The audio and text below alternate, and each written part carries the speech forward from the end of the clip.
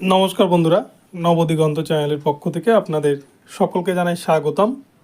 তো বন্ধুরা, আজকে কলকাতা হাইকোর্টের পক্ষ থেকে এই মুহূর্তের বিশেষ গুরুত্বপূর্ণ আপডেট, যে আপডেট কিন্তু প্রশ্নমূল মামলা নিয়ে 2022 সালের যে 23টিরও বেশি প্রশ্ন ভুল মামলা নিয়ে মামলা হয়েছিল কলকাতা হাইকোর্টে, বিচারপতি রাজাশেখর মান্থা এই নিয়ে কিন্তু পর্ষদের কাছে বিবৃতি জানতে চেয়েছিলেন এবং এক্সপার্ট কমিটি দিয়ে পর্ষদের পক্ষ থেকে কিন্তু এই প্রশ্নগুলিকে ভুল ঠিক বিচার করার জন্য বলেছিলেন বিচারপতি রাজাশেখর মান্থা। তো এই মামলার কিন্তু জাজমেন্ট হয়ে গেল এইমাত্র কলকাতা হাইকোর্টের পক্ষ থেকে। আপনাদেরকে জানাচ্ছি যে ঠিক কী ঘটনা ঘটেছে আজকে বিচারপতি রাজাশেখর মান্থার এজলাসে।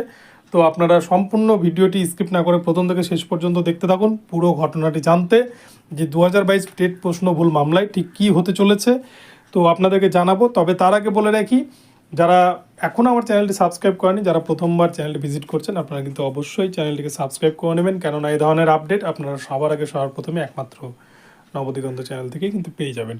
তো চলুন বন্ধুরা, তাহলে আমরা এবারে আজকের আপডেটটি বিস্তারিত দেখে নিই। তো বন্ধুরা, 2022 সালে টেটের যে পরীক্ষা নিয়েছিল প্রাইমারি বোর্ড, সেই টেট পরীক্ষায় একটি দুটি নয় 23টি প্রশ্ন ভুল নিয়ে কিন্তু মামলা দায়ের হয়েছিল এবং সেখানে বিচারপতি রাজাশেখর মান্থা প্রাইমারি বোর্ডের প্রতি ভীষণ ক্ষুব্ধ ছিলেন এবং তিনি প্রাথমিকের টেট পরীক্ষায় এই প্রশ্ন ভুল নিয়ে কিন্তু প্রাইমারি বোর্ডকে তিনি বিঁধতে ছাড়েননি। তো এ প্রসঙ্গে তিনি বলেছিলেন যে প্রশ্ন তৈরি করাটাও কিন্তু একটা আর্ট, আর সব থেকে বড় কথা এরা চাকরির পরীক্ষা যেখানে কিন্তু একাধিক প্রশ্ন ভুলের প্রসঙ্গ উঠে আসছে। তো আজকে মামলাটি উঠেছিল, এই মামলায় কিন্তু গতদিন আমরা দেখেছিলাম যে 23টি প্রশ্ন ভুল নিয়ে বিচারপতি রাজাশেখর মান্থা বলেছিলেন।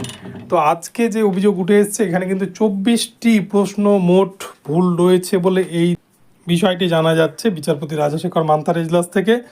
তো এই প্রসঙ্গে বিচারপতি নির্দেশ দিয়েছেন বিশ্বভারতী বিশ্ববিদ্যালয়ের ভিসি দ্বারা ভাইস চ্যান্সেলর একটি কমিটি তৈরি করে দেবেন, এক্সপার্ট কমিটি। সেই কমিটি কিন্তু এই 24টি প্রশ্নের ঠিক ভুল বিচার করবেন, অর্থাৎ পিটিশনাররা যে দাবিটা করেছেন যে 23টিরও বেশি প্রশ্ন ভুল রয়েছে প্রাইমারি 2022 স্টেটের প্রশ্নপত্রে, সেই প্রশ্নগুলো আদতে ভুল রয়েছে কিনা এই বিষয়টা কিন্তু গতদিনে বিচারপতি রাজাশেখর মান্থা প্রাইমারি বোর্ডকে তাদের এক্সপার্ট কমিটিতে বিচার করে বিষয়টি জমাতে বলেছিলেন আদালতে।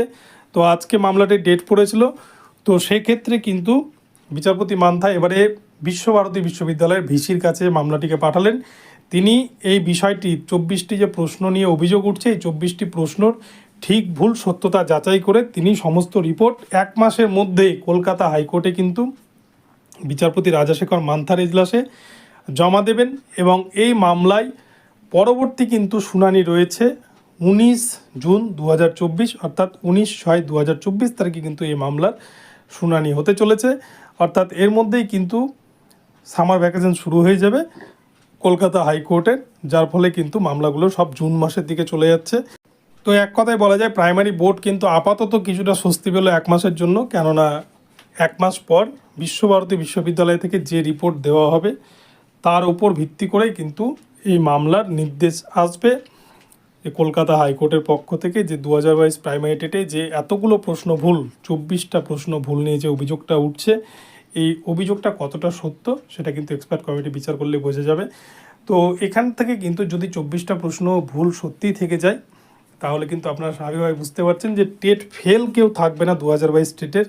এবং সেম বিষয় কিন্তু আমরা গতকালকে দেখেছি 2017 টেটের প্রশ্নভুল মামলা, অর্থাৎ প্রাইমারি বোর্ড, আমাদের রাজ্যের প্রাইমারি বোর্ড তারা কিন্তু ঠিক করেই নিয়েছে যে প্রতি বছরই 2014 সাল থেকে শুরু হয়েছে, 2014-তে 6টা প্রশ্ন ভুল ছিল, 2017-তেও 21টা প্রশ্ন ভুল নিয়ে মামলা দায়ের হয়েছে এবং 2022 সালে কিন্তু 24টা প্রশ্ন ভুল নিয়ে মামলা দায়ের হয়েছে। তো তারা ঠিক করেই নিয়েছে যে তাদের এই ধারাটা বহাল রাখবে এবং দিন দিন এই প্রশ্ন ভুলের সংখ্যাটা বাড়িয়েই যাবে। তো এই হচ্ছে ছেলে খেলামো চলছে আমাদের রাজ্যে, এছাড়া কিন্তু কিছুই নয়।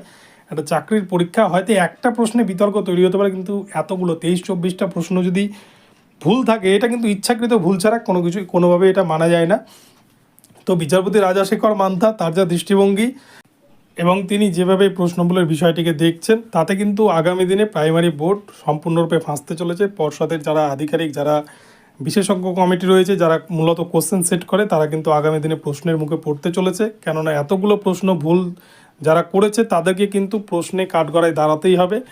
তো এই বিষয়টি, তো আগামী দিনে যদি 24টা বা 20টা প্রশ্ন যদি ভুল থাকে তাহলে কিন্তু 2022 টেটে আপনারা জানেন যে 1.5 লক্ষ পাস করেছিল, সেক্ষেত্রে কিন্তু কেউ আর টেট ফেল থাকবে না। কেননা সবার খাতাতেই যদি 20 নাম্বার 24 নাম্বার করে যোগ হয় তাহলে সকলেই কিন্তু টেট পাস করে যাবে। যেহেতু টেটের জেনারেলদের ক্ষেত্রে 90 কাট অফ এবং রিজার্ভেশনদের ক্ষেত্রে 82, তো রিজার্ভেশনটা তো সবাই পাস করবেই এবং জেনারেলদের ক্ষেত্রেও কিন্তু যারা হয়তো 70 বা 72 পেয়ে আছেন অলরেডি রিটেন পরীক্ষায়, তারা কিন্তু 20 নাম্বার করে পেলে প্রত্যেকেই 2022 টেট পাস হয়ে যাবেন। তো পর্ষদের খামখেয়ালিপনার জন্য কিন্তু সবাই এবারে টেট পাস হবে এবং এক্ষেত্রে কিন্তু ক্যান্ডিডেটদের লাভ, এবং যারা সত্যি যোগ্য ক্যান্ডিডেট যারা পড়াশোনা করে অলরেডি পাস করেছেন প্রথম ধাপেই 2022 টেটে, যারা প্রশ্নবল ছাড়াই পাস করে দিয়েছেন, পাস করে আছেন, তাদের জন্য কিন্তু সমস্যা। কেননা চাকরির ক্ষেত্রে কিন্তু কম্পিটিশান বাড়তে চলেছে আগামীতে। তো বন্ধুরা যাই হোক, আগামীতে দেখা যাবে কী হয়। তো আপনাদেরকে আপডেটটি জানালাম এখন এইমাত্র কলকাতা হাইকোর্টের পক্ষ থেকে। ভিডিওটি ভালো লাগলে চ্যানেলটিকে সাবস্ক্রাইব করবেন এবং প্রতি মুহূর্তে নতুন নতুন আপডেট পেতে আমার চ্যানেলটিকে ফলো করতে থাকবেন। ধন্যবাদ সকলকে, সকলে ভালো থাকবেন।